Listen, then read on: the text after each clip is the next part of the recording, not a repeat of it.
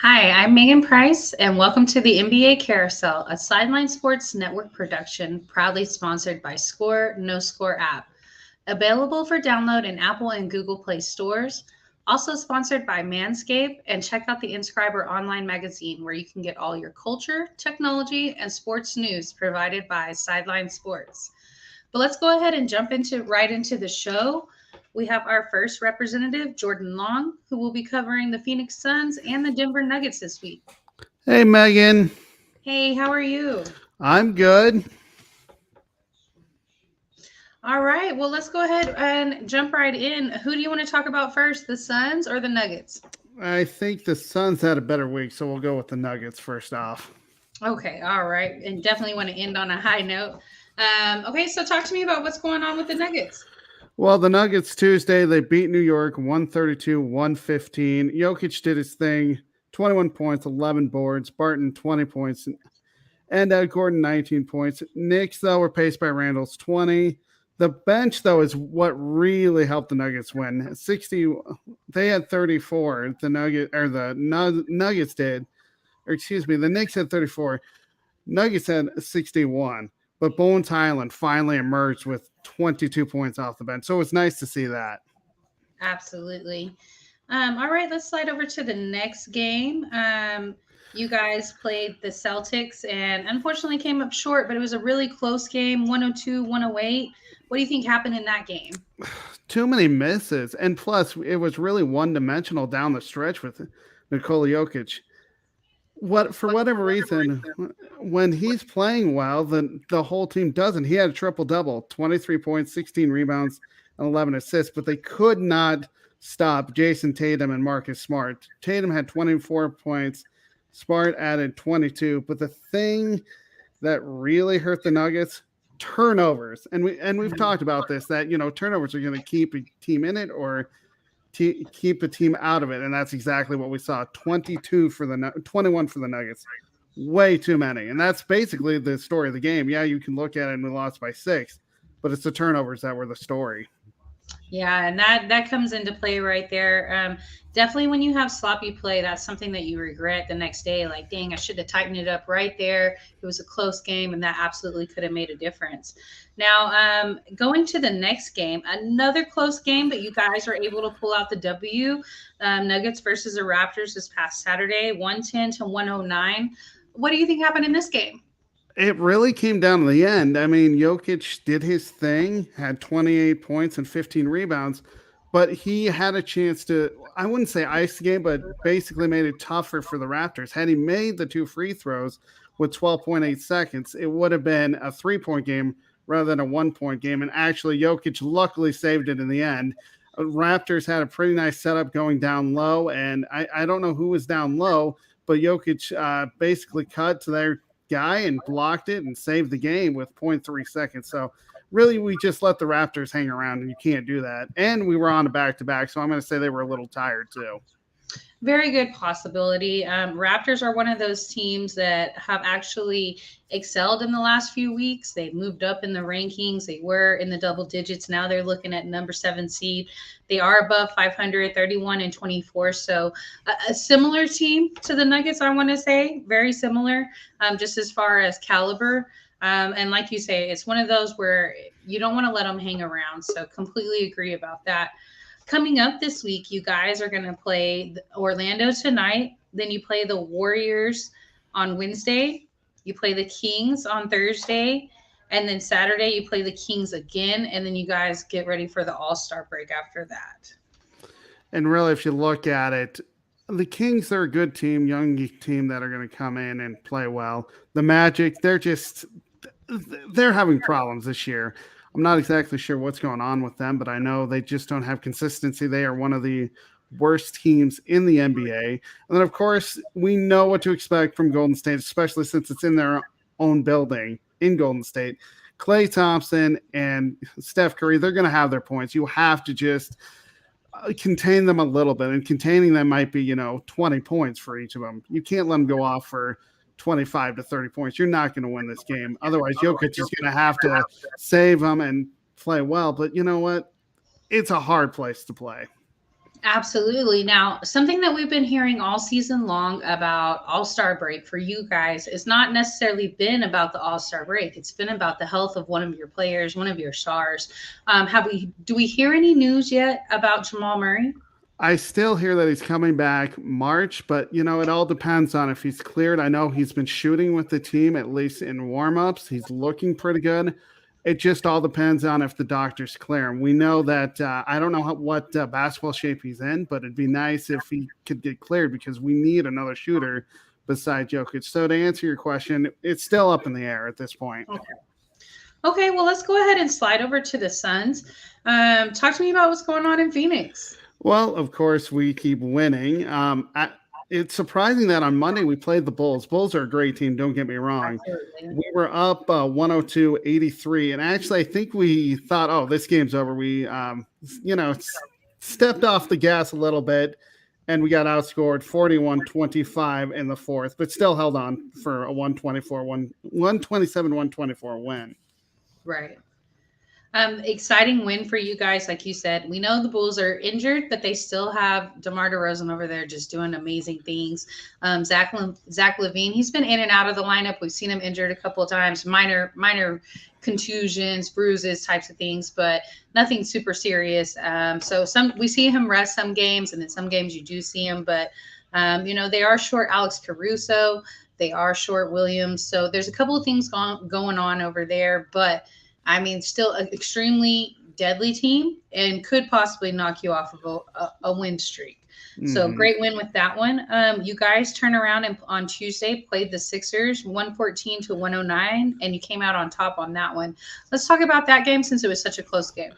Well, really, you look at it and we know they're talented. The 76ers are talented. And you look at it, 64 points between Joel Embiid and Tobias Harris.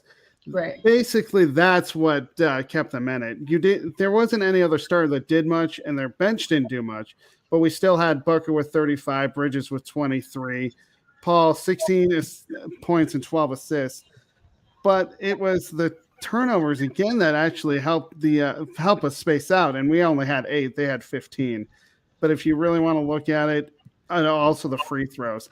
Had the 76ers made a few more, this might have been much closer.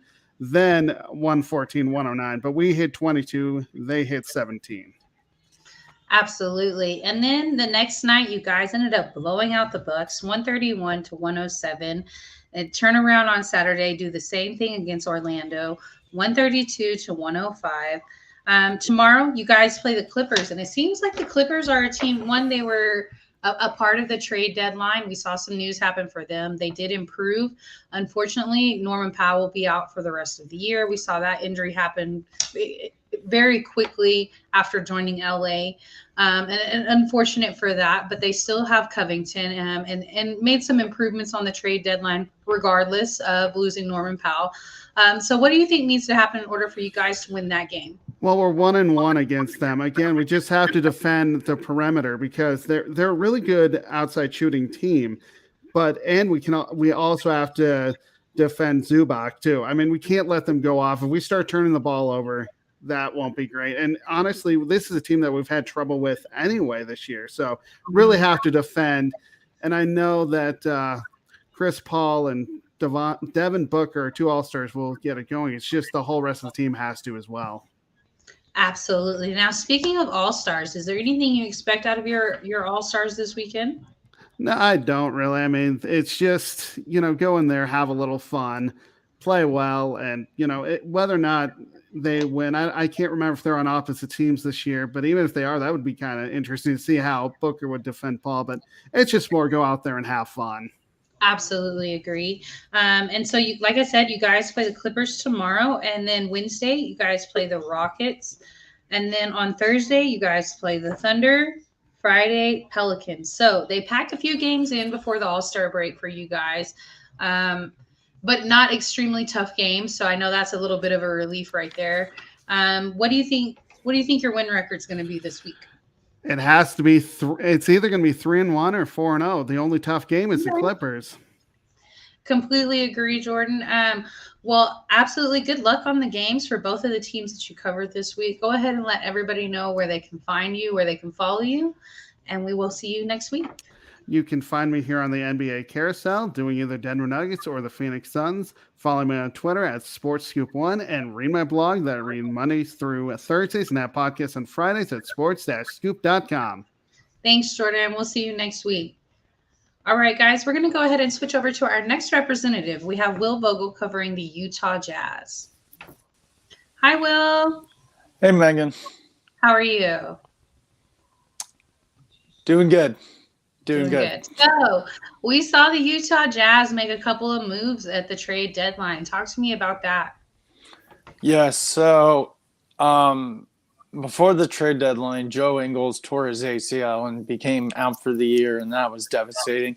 But we actually traded him and 2 second-round picks and Elijah Hughes for Nickeil Alexander-Walker and Juancho Hernan-Gomez. It was a 3-team trade. I think it was the Spurs, Pelicans, and the Jazz, if I'm not wrong. But the thing is, it hurts losing Ingles, even though he was out for the year, because he's done a lot for the Utah community and he's just a great role player. But the Jazz are getting a great young player in Nickeil Alexander-Walker. It's only his 3rd year in the NBA. He averages 12.5 points, 3.2 rebounds, and 2.7 assists. So he will definitely help coming off the bench along with Clarkson. And then Juancho Hernan-Gomez only averages 1.1 points per game, 1.7 rebounds. So not a huge impact, but just another young piece. Maybe just to give you guys a little bit of center depth, we have seen McGee and Ayton be in and out of the lineup pretty consistently, in and out all season long so far. So now you guys did end up picking up Biyombo, who was a part of your former team or your other team, the Hornets. And now we've seen him kind of come over and revitalize, I'm sorry, that's the Suns. And so talking about the Jazz, I was about to say, I was like, wait. Sorry about that. But Ernie Gomez, I thought coming from the Celtics that he was going to be something that we decided to keep with the Spurs. But, I don't know if we really decided to go that way. Obviously, we traded him. And I still think that we need center depth. So the same thing that the Jazz was doing by adding him with center depth is what I thought we were doing. Hopefully he can just be a pair of fresh legs for you guys. He can come in and give Rudy Gobert a break some. Yeah, probably behind Whiteside, if I had to guess.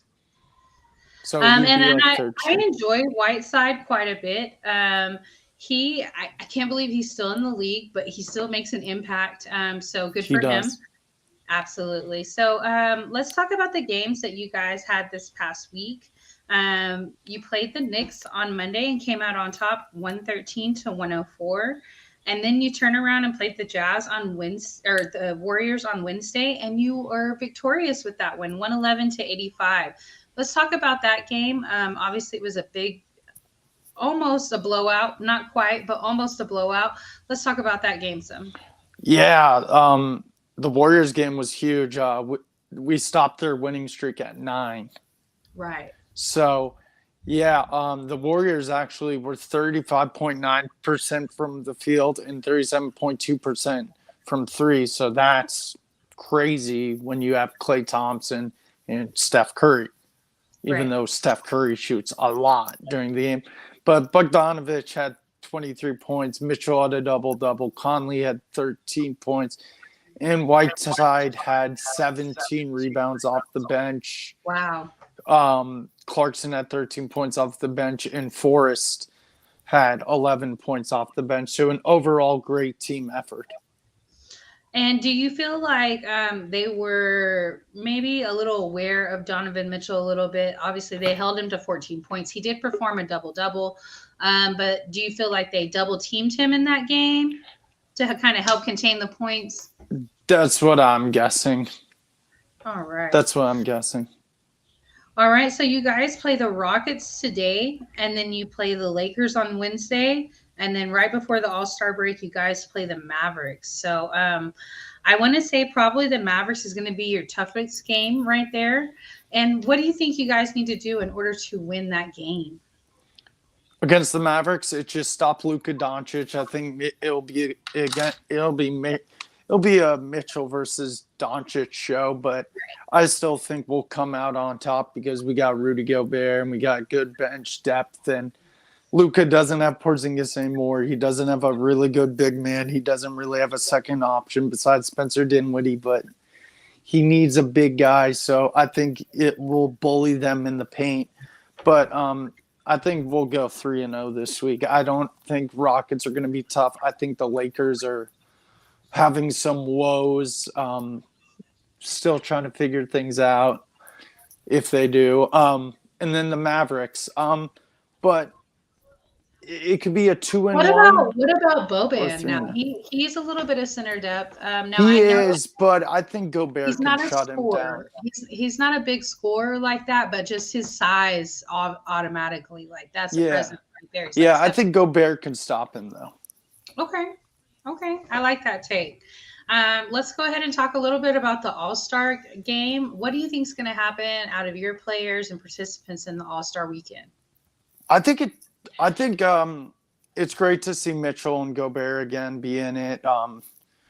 They're both deserving. They both had great years. I think like Jordan said, they're there to have fun, and the games aren't super competitive. Like they're competitive, but they don't really like try their hardest. There's no real risk of an injury. Right. I think it's just to go have fun and play with guys you've never played with, and camaraderie and togetherness. One last question about the All-Star break before we go. What do you feel about the format? Like, were you glad that they drafted again, or would you rather see the East versus the West? Honestly, I miss the East versus West format because I'm a traditionalist, and I'm also not a huge fan of the custom jerseys, even though it's significant to each venue. I want them to go back to where they would wear their home or their away jerseys. Okay, I like that. All right, Will. Well, good luck onto your games this week, and hope that not only the Utah Jazz All-Stars have a great weekend, but your Hornets have a great weekend as well. We saw LaMelo upgraded. So let everyone know where they can find you and where they can follow you. You guys can find me here on Mondays, either covering the Charlotte Hornets or the Utah Jazz. You can find me on Thursday nights on the Sip Off, hosted by Megan Price, Jahan Phillips, and Anthony Brown. And you can find me on Saturdays, sometimes on the Gauntlet, hosted by James Tatum, Tyler Ingram, Dom DeRubis, and Jay Nelson. Jay Nelson. Awesome. Thank you so much, Will. We will see you next week. Yep. All right, guys. We're going to go ahead and slide over to our next representative. We have Jay Nelson covering the Houston Rockets. That was a nice segue. Oh, came in the all black. What's going on, Max? How you doing? I'm doing really well. How are you, Jay? Doing good. Taking it easy tonight.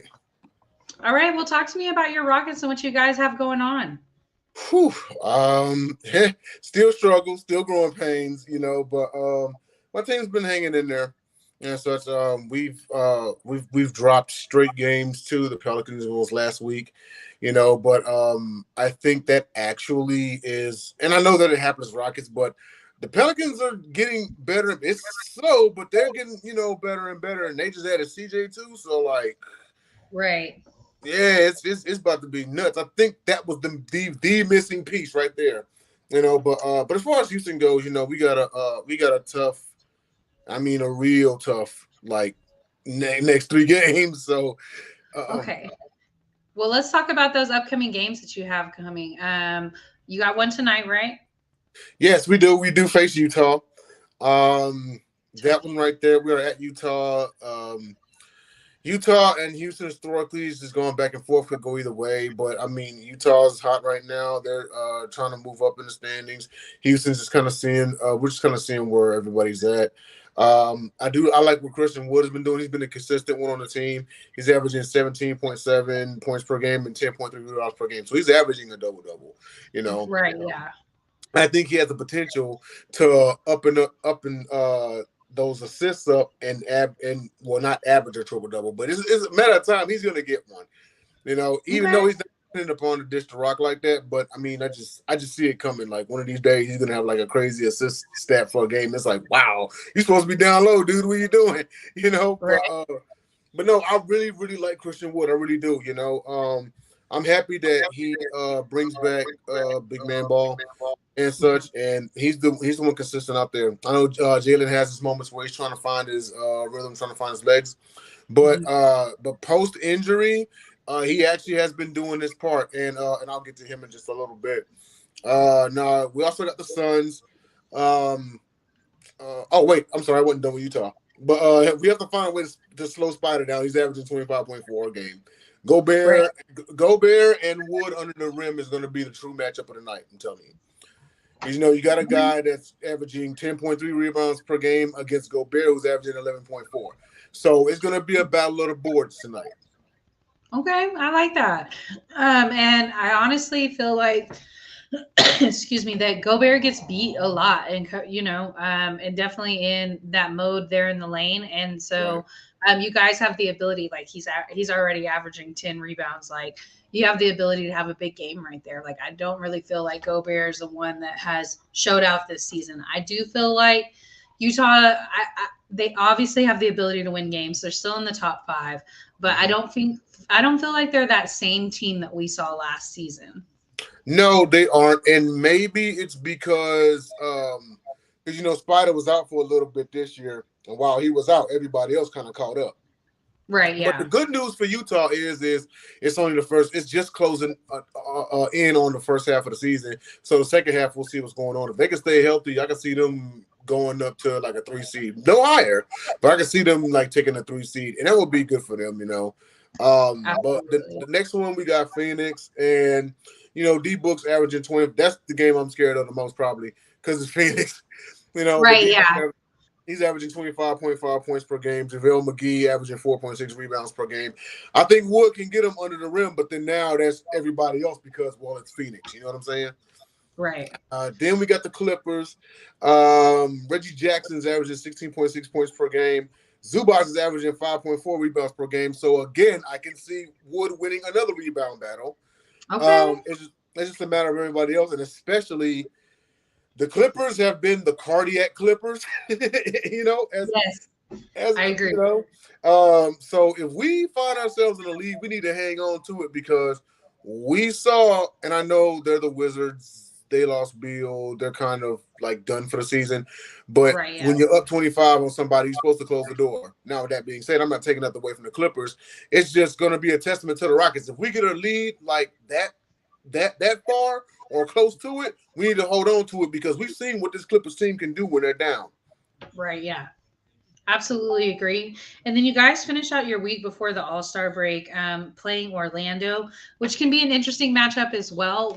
We see them play, not necessarily win games, but hang with teams. Like there's not always a ton of blowouts when it comes to Orlando. Seems like they have some young players that are trying to find their way, very similar to Houston.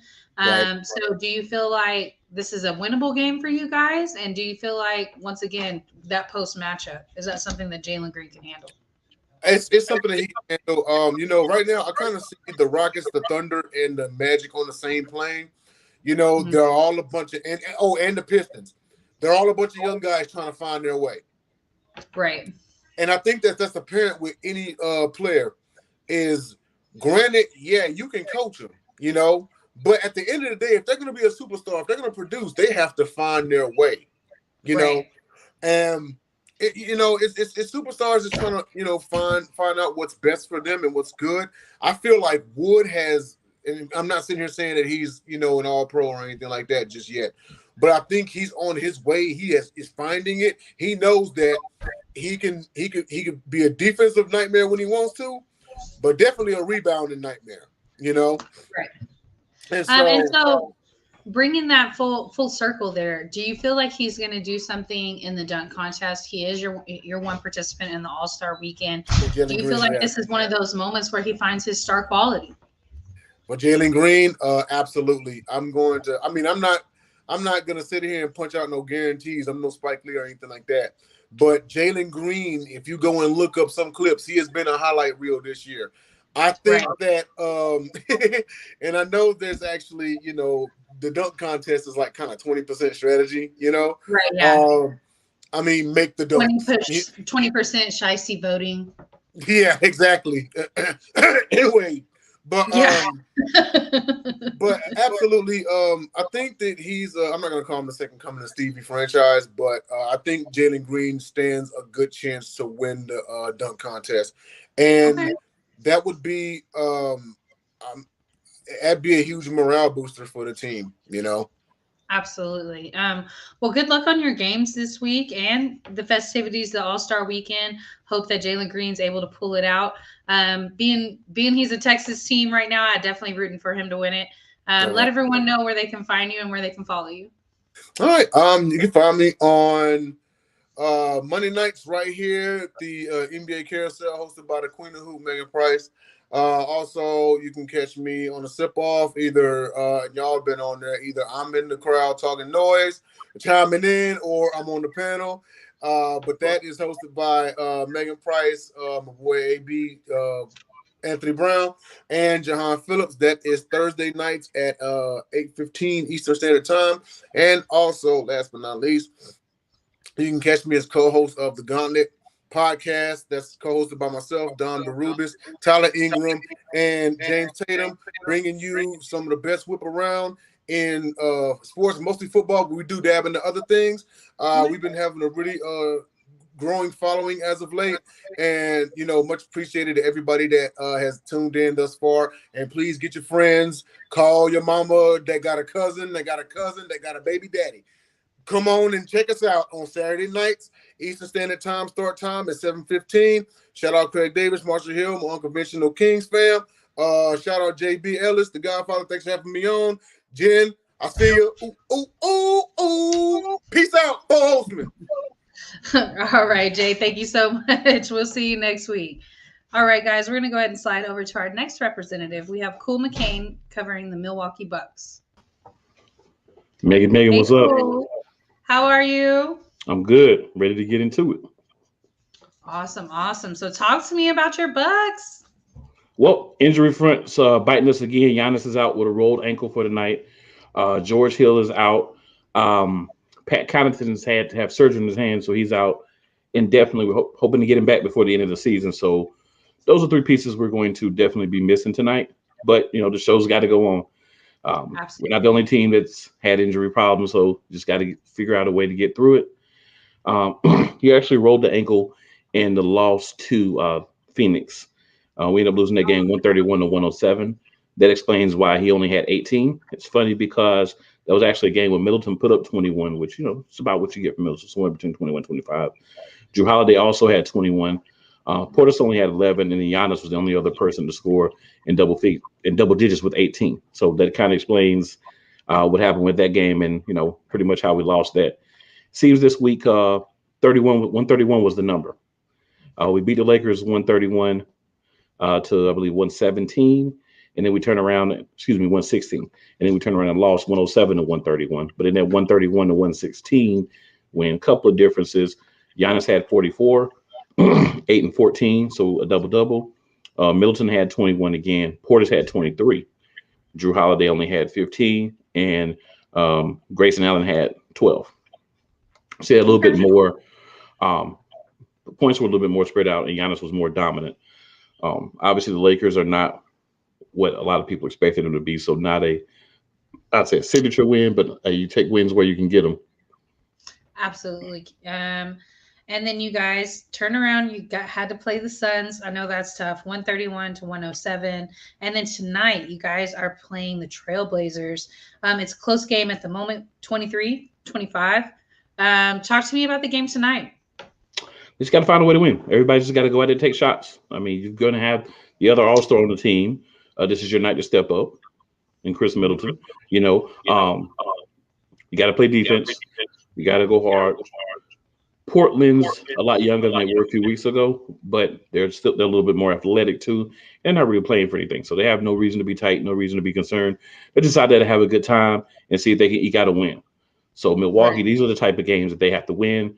Giannis may be able to play tomorrow night, which I think is the big reason why they're holding him out tonight. And tomorrow night it's the Pacers. So it seems to be on paper a little more of a competitive game. So if you're going to hold him out, definitely tonight's the night that I would do it, just based on who you're playing. But there's other guys out there that just have to step up. It's point blank. Got to step up. And the Pacers are going to be an interesting matchup because they're a team that was a part of the trade deadline news. So their lineup has changed drastically. No Sabonis. But they did keep Miles Turner, that he's going to be a part of what they're building over there. And they were able to pick up Buddy Hield and Tyrese Halliburton. Yep. Yeah, Tyrese Halliburton. And so this is going to be a team that we're going to see some changes in and what they're able to accomplish. Now, do I think we're going to see it in the first week after the trade? No. Check back with them in about 3 weeks. Yeah, I'm just hoping this week coming up that they're still gelling and they're not quite together yet. Right. We just need to get that win and get out of Dodge. Big game for us, obviously, is going to be the last one before the All-Star break, which is when we're playing the Philadelphia 76ers. And apparently, now that they have James Harden, they are an unstoppable God team, and no one will ever be able to beat them again. So for the next 5 to 7 years, we should just stop playing and just give them the championships and let everybody rest. Yeah. Apparently, that's what that's what the media is saying. I mean,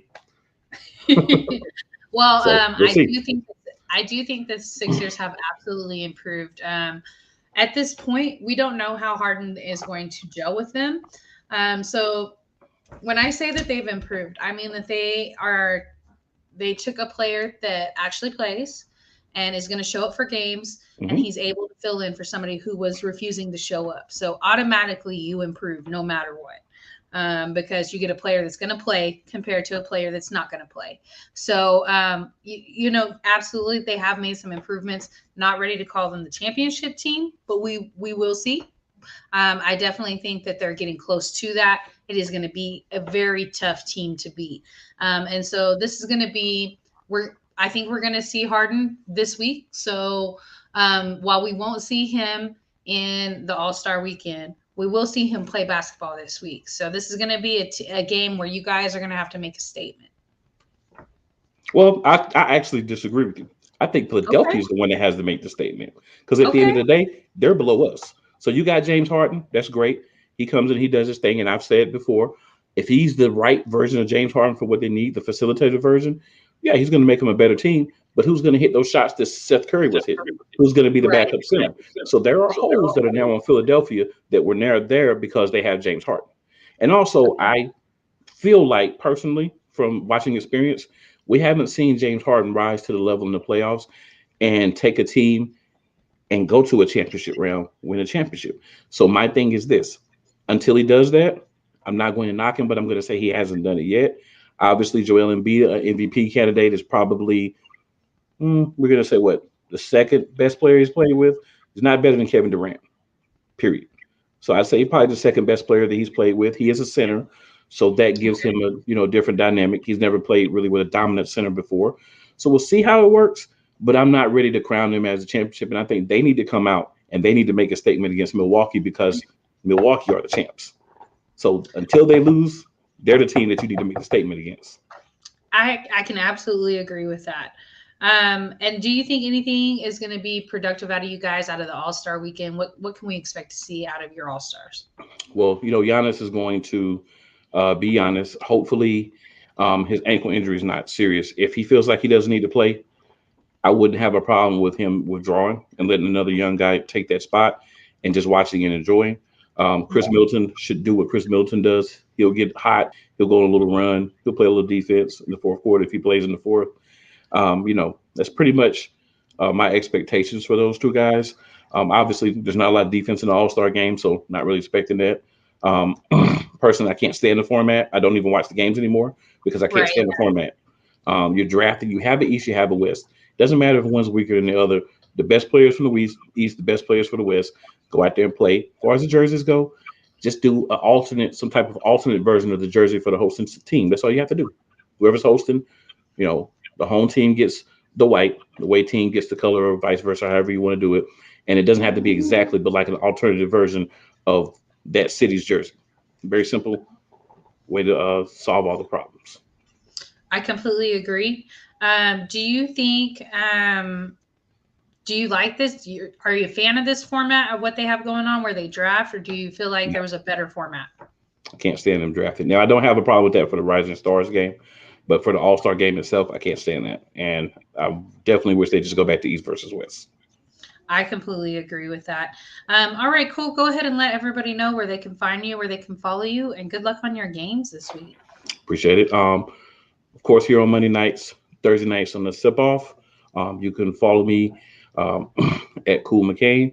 You can follow my show at Real Play Callers on Twitter. And, of course, Friday night, 7 p.m. Eastern Standard Time, playcallersportstalk.com. It's going to be a good week. Make sure you tune in. Let's go. Awesome. Thank you so much, Cool, and we will see you next week.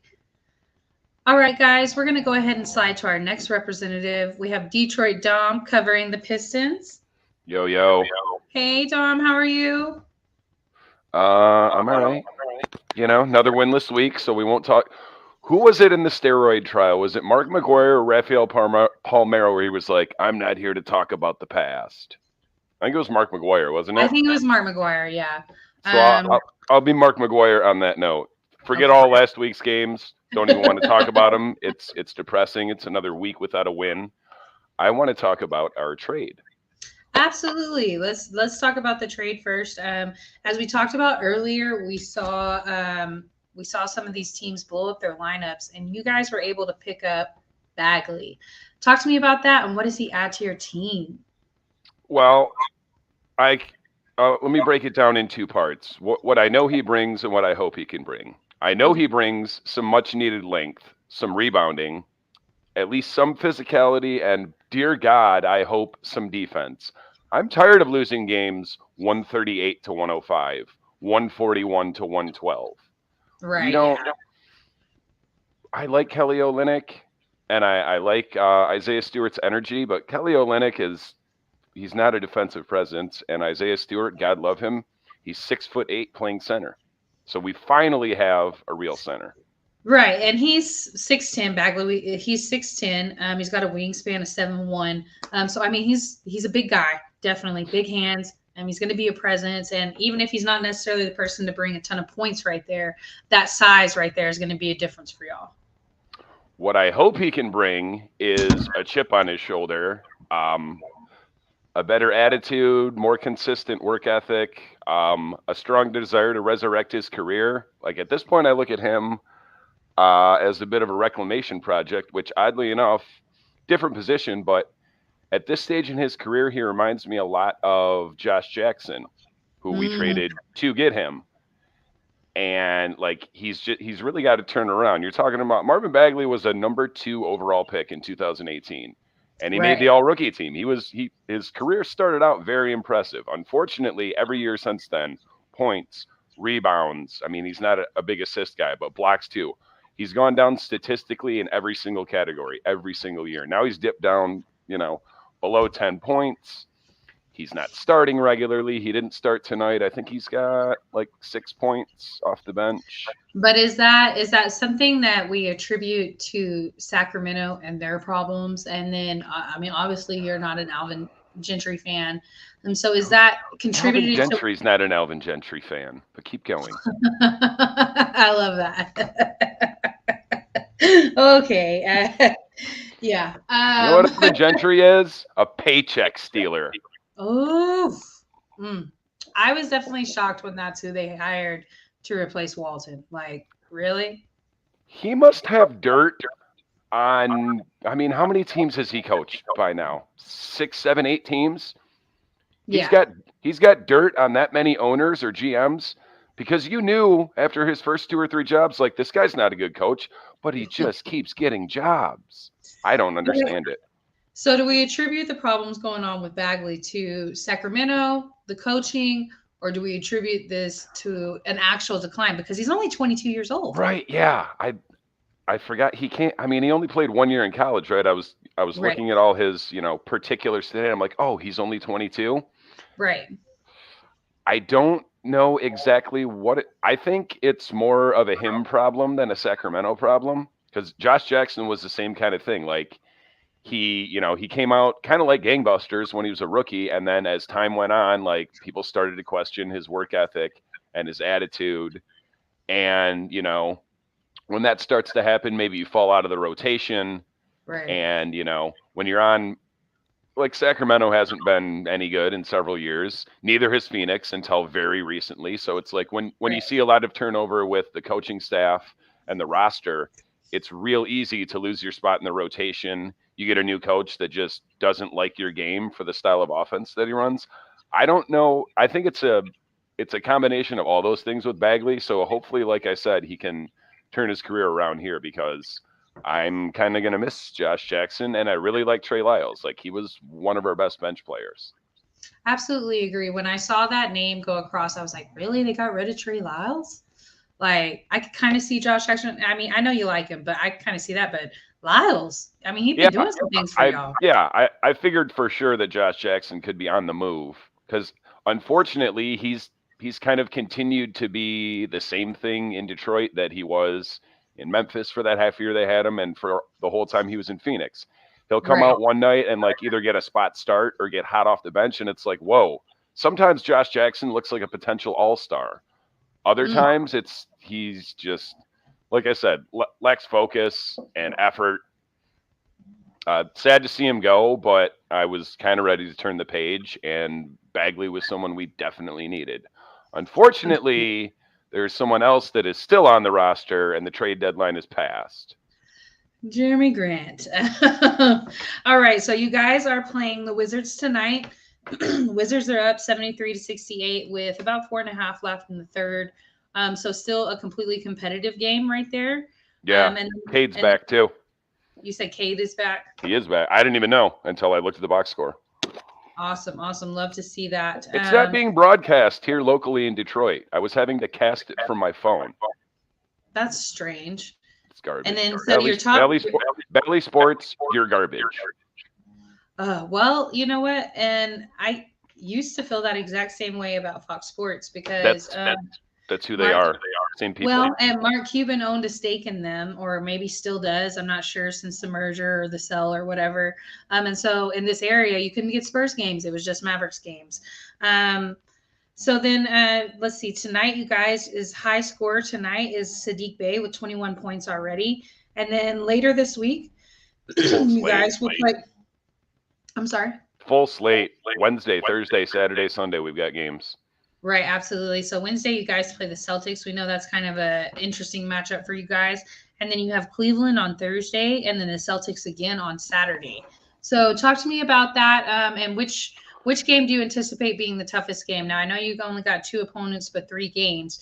So do you feel like the home games are going to – Sunday as well. No, that is that Sunday game is actually next Sunday. Oh, just kidding. I can't read. So is the Celtics game next Saturday. So it's just the Celtics and the Pistons. So this week, which game do you feel like is going to be the toughest? Cavs, you mean? I think Celtics, Cavs. Oh, yeah. I would say the Cavs. It's funny. I hadn't taken a real close look at the standings until just a few minutes ago. Like the 2 through like the 9 seed is all bunched. Actually, 1 through 9 is bunched up within 7 or 8 games of each other. Right, absolutely. The Celtics, I think, are fraudulent. Like, they have a 33-25 record, but they've also won 8 straight games. So let's be real. Until they got hot, they were a 500 team. Absolutely. They'll make the playoffs. I do think the Celtics improved with the trade with Derek White. And so we'll see how he fits in there. I don't think we're going to see these teams completely acclimated for at least a couple of weeks. For sure. Yeah. So, but Derek White, y'all definitely won that trade, or they definitely won that trade. Like they're going to improve. Derek White is a baller, and I don't think we got rid of Derek White because he's not a baller. I think we got rid of Derek White because we either had to pay him or we had to pay Lonnie Walker. It was one or the other. And so we just went that direction with Lonnie Walker. But Celtics definitely improved with that trade, in my opinion.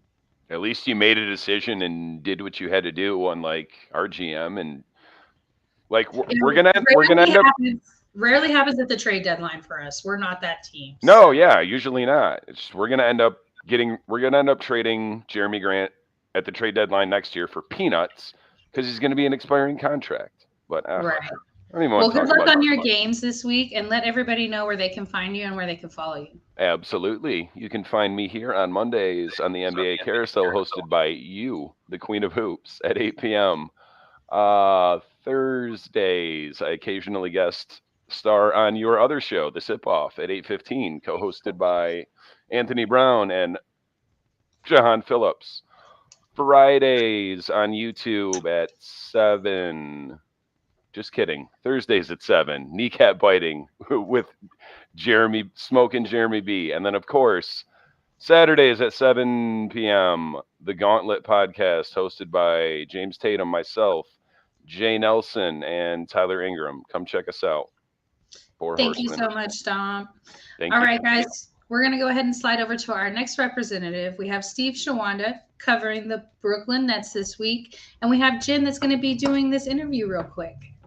Oh, hey, wow. What's up, Steve? Thanks for letting me talk with you tonight. You're always so much fun to talk to in the chat. So I really was like, Megan, can I talk to Steve like one-on-one? She was like, I guess. I like talking to him too. But she gets stuck to everybody. So you guys are kind. You guys are too kind. So I want to talk to you because tell me about the Golden State, but I know we both like know stuff. So that's why I kind of, like he won't remember me, but yeah. Yeah, well, quickly for Golden State, obviously they had their 9-game win streak snapped. Actually lost 2 in a row, and then they were able to beat the Lakers. They have the Clippers later on this evening, and then they do play they play Wednesday against Denver before the All-Star break. But the big thing, at least positive news for once from James Wiseman, that he's now scrimmaging 3-on-3. He's going through contact drills. So hopefully sometime before, the beginning of March, maybe right around then, he'll get back, which would be nice, obviously, because they just got to get healthy. I mean, Draymond Green's still, Iguodala's still out. So they've had some guys, back and forth. Obviously, Klay Thompson still, takes the back-to-backs, off and things like that. So they just need to get healthy. And Steph Curry actually has been struggling shooting the ball. He was only 1 for 8 from 3 Saturday night against the Lakers. Luckily they were able to win, but because Klay went off, he had 33. But that's a little bit troubling. But obviously they're still in second place. They're going to be fine. But yeah, when they get Draymond back, they get Wiseman back. I think there's going to be a couple of games to get everybody used to their new roles, and then I think they'll be fine. I mean, Kuminga's been playing great, so they'll be okay. They'll be okay. Yeah, they'll be perfectly fine. Oh, what do you think about how they did in the trade deadline and with their trades? Yeah, for the Warriors, they didn't really need to make big moves, because really their big moves is just getting their guys back healthy. So when you had Klay Thompson obviously just get back recently. Wiseman will still be back soon. Draymond will be back soon. So you're basically adding, 3 players by just getting healthy. So, I thought we heard some rumors, there was Sabonis for a little bit hurt, Miles Turner hurt for a little bit. And, those would have been nice. But I really think that they made the smart decision by keeping the, young guys that they have, not trying to, trade Wiseman or Mundy or Kuminga for a star. I think what makes them so good is they are a team, and they have a lot of different guys that can beat you. And obviously, you have Steph and Klay, but they have a whole bunch of guys that can get 8 to 15 points on any given day. So I think they were smart. Just kind of like, hey, let's just get everybody healthy, and we'll be okay. But obviously, we'll talk about the Nets. They definitely did some things. So yeah, the Nets did 1 or 2 things, and I'm not going to, Celtics did a couple of good things too. So, well, Steve, tell everybody, thank you for letting me talk with you again. I do appreciate it. And tell everybody where they can find you. Yes, absolutely. Easiest way, obviously, NBA Carousel every Monday, talking about any team that I'm told to, usually the Golden State or the Nets, sometimes Washington as well. And then easiest thing on Twitter, All Eyes on You, the letter U, All Eyes on You Hoops on Twitter. And yeah. All right, awesome. Sounds like a plan. Thanks, Steve. Have a great night, sir. Of course. You too. Thanks. Bye. Bye. And Miss Megan, I'm bringing you back on. Thank you for letting me talk to Steve. I appreciate it. Awesome, so much. All right, guys, we're going to slide over to our next representative. We have James Tatum covering the 76ers.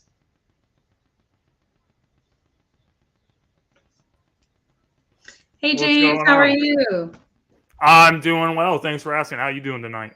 I'm doing really well. Now, we just talked about the Nets, and obviously, so that kind of precludes what's going on with you guys. You guys were able to acquire James Harden in the trade and get rid of Ben Simmons, get out from underneath somebody that was refusing to play. Talk to me about the trade, what you think it brings to you guys, and also what did you guys lose in the trade? Well, I think that it was a great move by Daryl Morey, and I think that the biggest thing about this trade is he deserves more respect than what people were giving him, because we were having all these conversations for the past couple months during the season. Oh, well, why didn't you take this trade? Why didn't you take this trade? It's because Daryl was waiting for a couple situations to play out. The first one was Damian Lillard. Damian Lillard is very loyal to the Portland organization, so that didn't happen. The other one was James. And we saw that, there was a lot of friction in the locker room.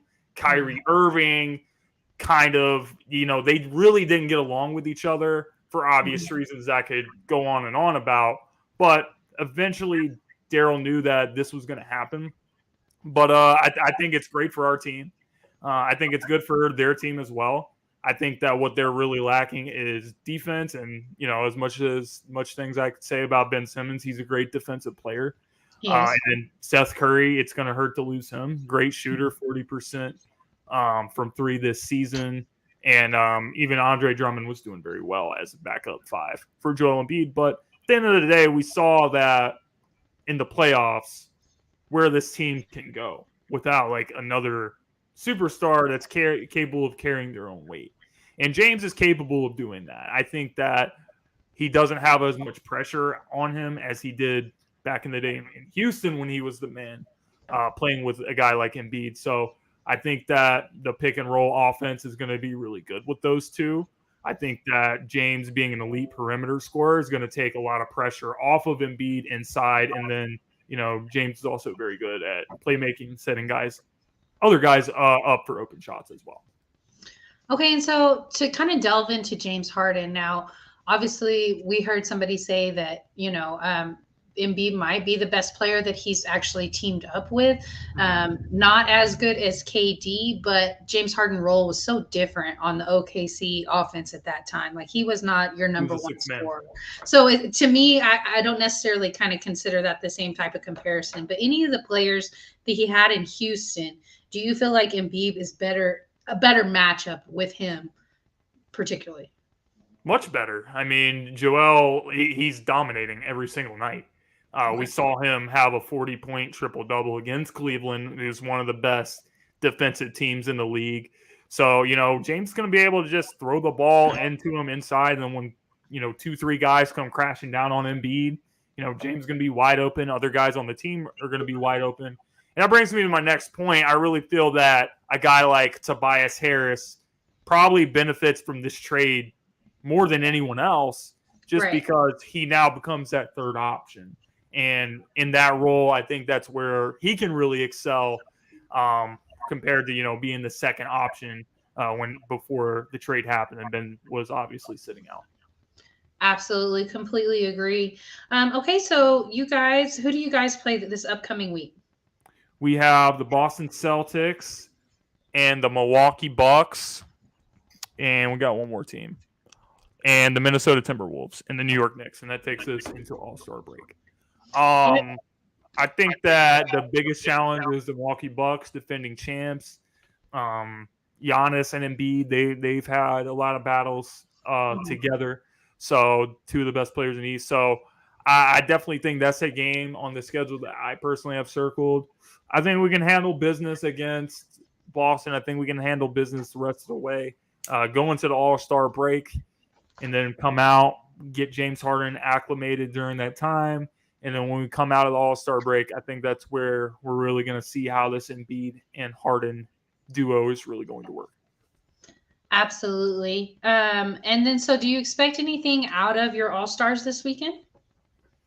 In the Rising Stars game, I'm really looking forward to seeing Tyrese Maxey because he's our DeJounte Murray. You know, he's that guy that's, you know, he's young and he's ascending. He's not there yet, but within a couple of years, I think Tyrese is going to take the leap, and I think he's also going to be an All-Star. So that's another thing about the trade. The Sixers gave up Seth Curry and Andre Drummond, but they were still able to keep Matisse Thybulle and Tyrese Maxey without having to give up those guys. And then Joel Embiid is obviously going to be Joel Embiid no matter what. He's one of the most dominant players in the league, so I'm definitely expecting him to put on a show as well. Absolutely. Well, thank you so much, James. Let everybody know where they can find you, where they can follow you, and good luck on your games this week. Absolutely. You guys can follow me on Twitter at James Tatum SSN. I changed my Twitter for the Sideline Sports Network, be more official. So you guys should check me out there. You guys can check me here on Monday nights covering the Philadelphia 76ers. You guys can also see me on Megan's show on Thursdays, talking everything about basketball. And then, of course, you guys can also see me on the Gauntlet with my guys, Tyler, Jay, and Dom, breaking down everything with the NFL. And then, you know, of course, shout out to my conventional Kings fam. Shout out Mike Booth. Shout out Christopher Pryor. And shout out to the Four Horsemen, baby. See you guys on the next episode. Awesome. Thank you so much, James. We will see you next week. All right, guys, we're going to slide over to our next rep. We have somebody who hasn't been with us in a while. We got Kevin covering. You want to talk Cavs tonight, Kevin? Obviously.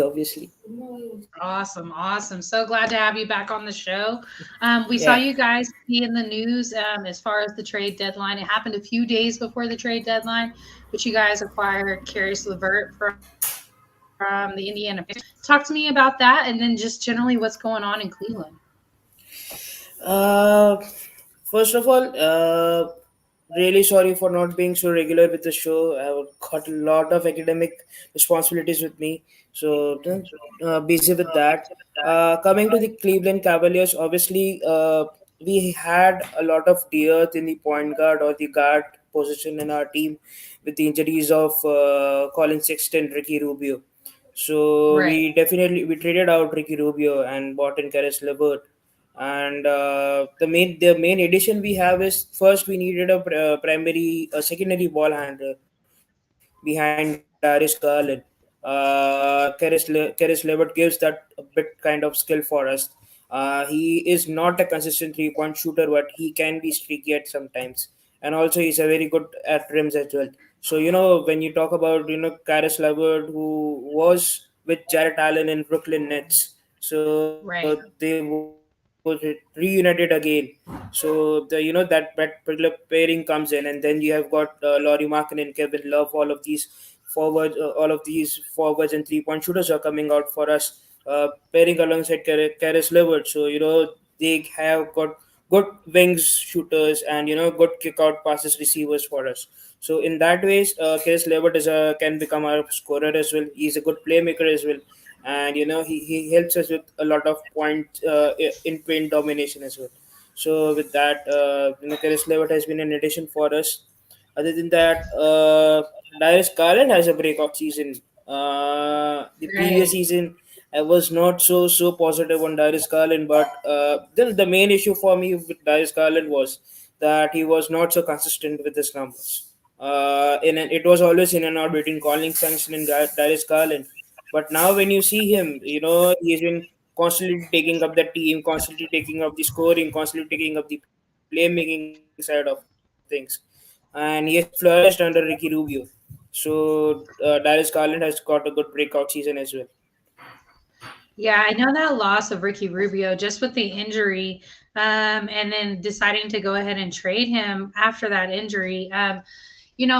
Ricky Rubio, I think he's like maybe 31, 30, but it feels like he's been around forever because he's been playing professionally for so long. He's been playing professionally since he was like 15 years old and then came over and been playing in the NBA for a really long time too.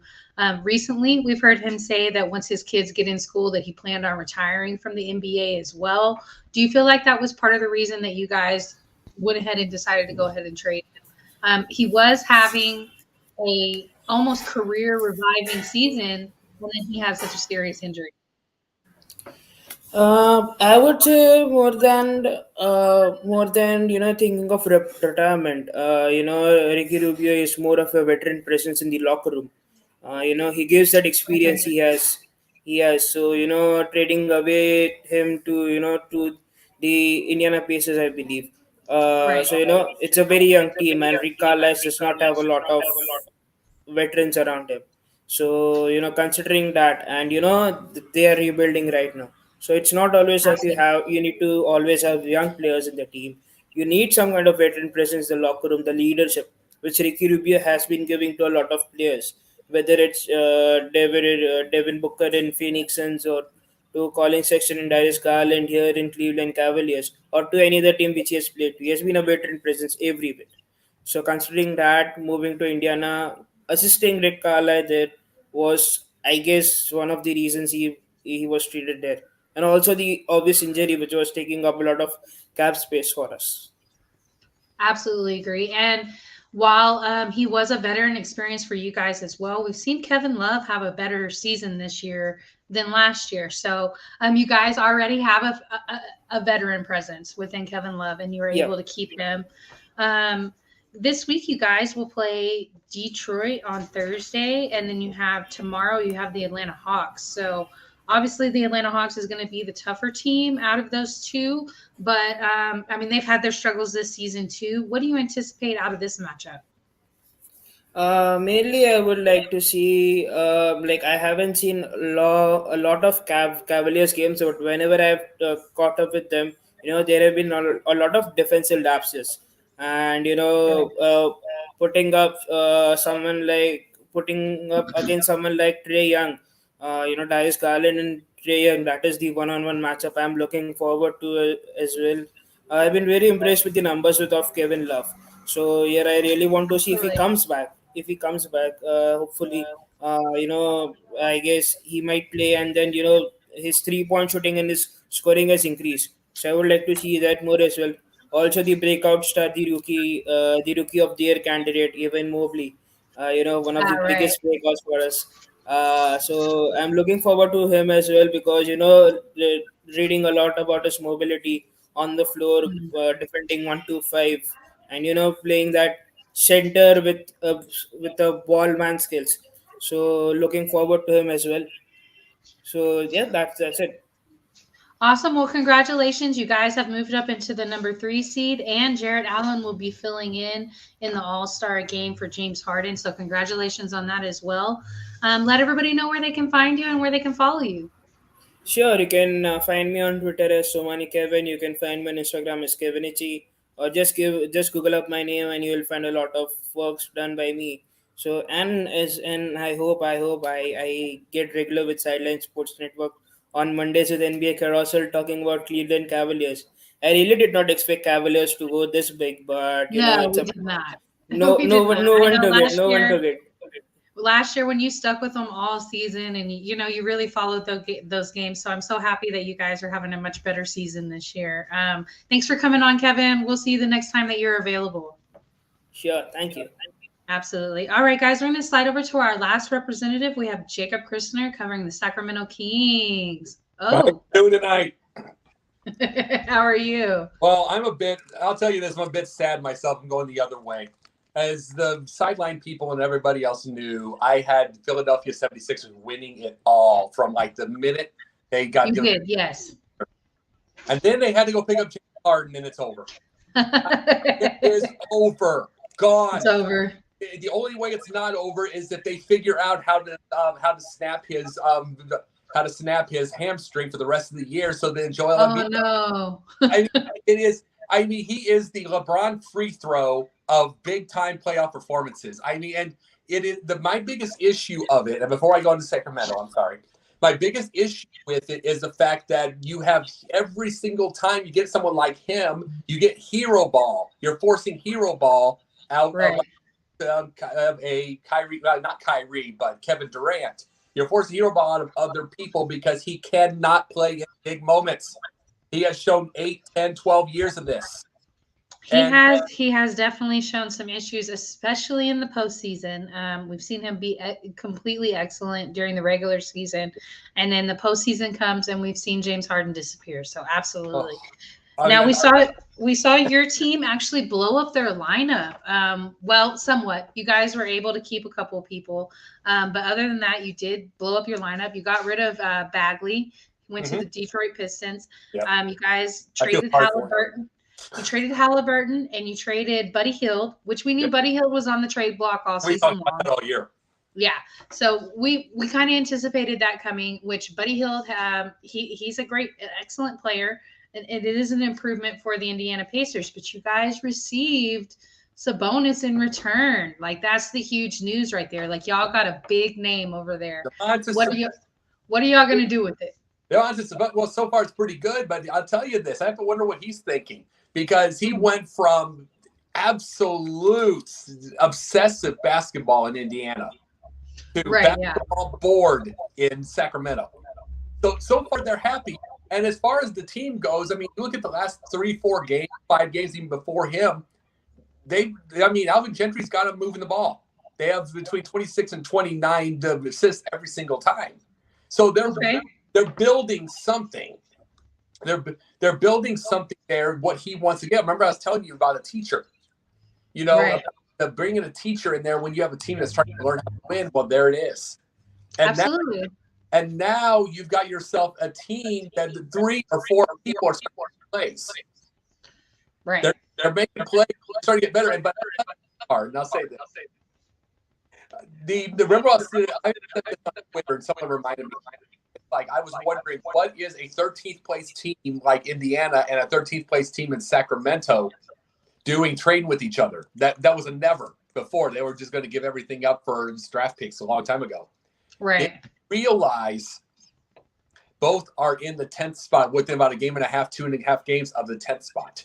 And then you realize that's real now. And you forget that. Right. That play-in tournament changes everything, because if you can win a couple of play-in games, you're in the playoffs. What was and here? Be the 10 seed. You could be the 10 seed. Sorry. Here's what's so funny. Houston, as horrible as they are, is only 7.5 back.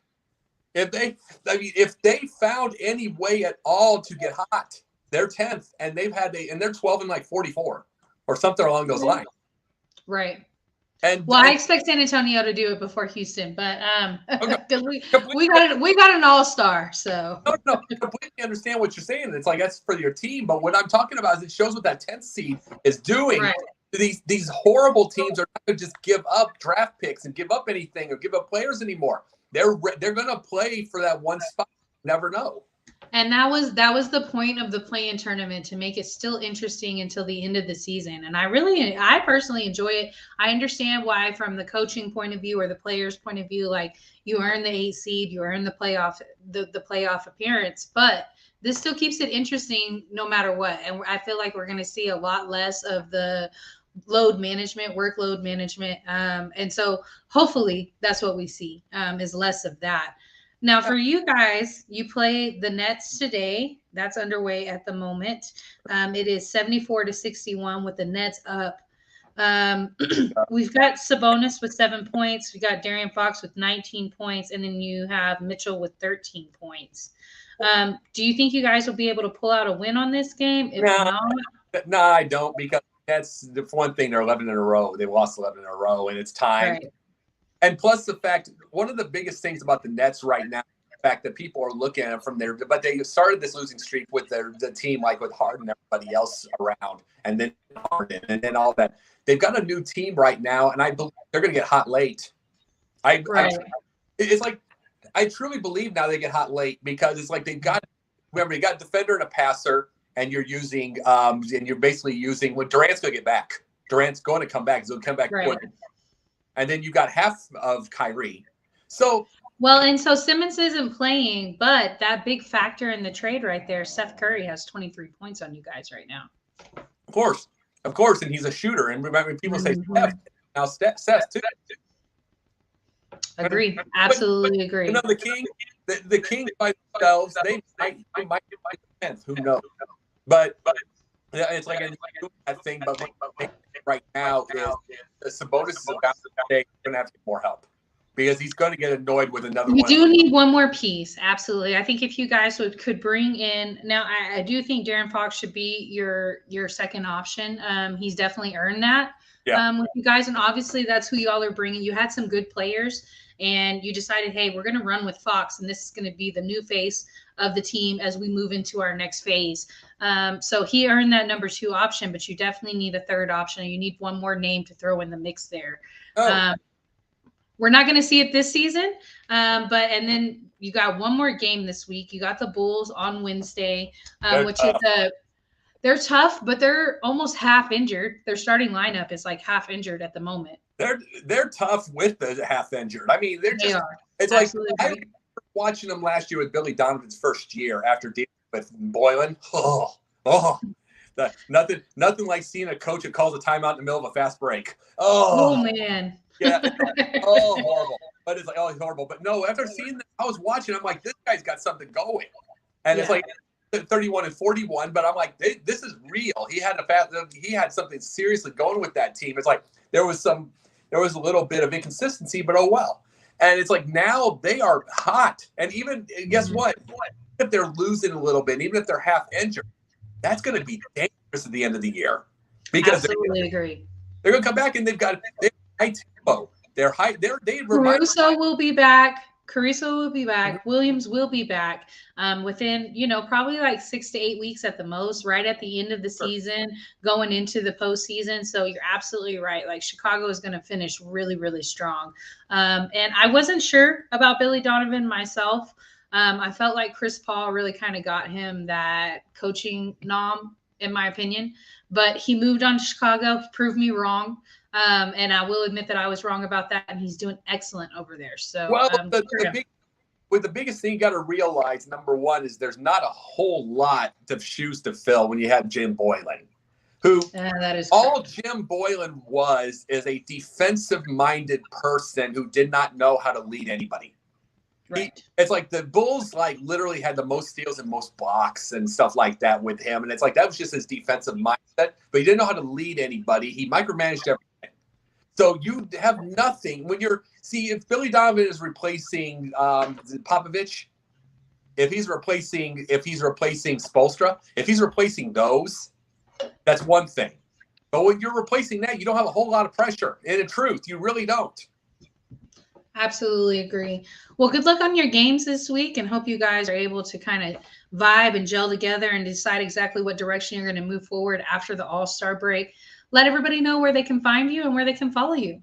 Well, I'm here Monday nights on the let's see here on the what is that? Not the sip off. No, I'm just kidding. The NBA Carousel, and then I am planning a show with Dom and Jay. We are playing our own old school ball show.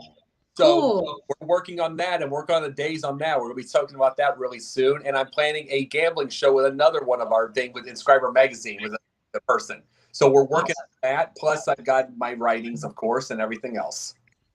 Thank you so much, Jacob. Like I said, good luck on your games this week, and we will see you back the next time you're available. No problem. All right, guys, this is going to wrap us up for the NBA Carousel this week. Thank you so much for watching us. We are a Sideline Sports Network Production, sponsored by Score No Score app, by Manscaped, and we provide the sports section of Inscriber Online Magazine. Thank you guys so much, and we will see you back next week.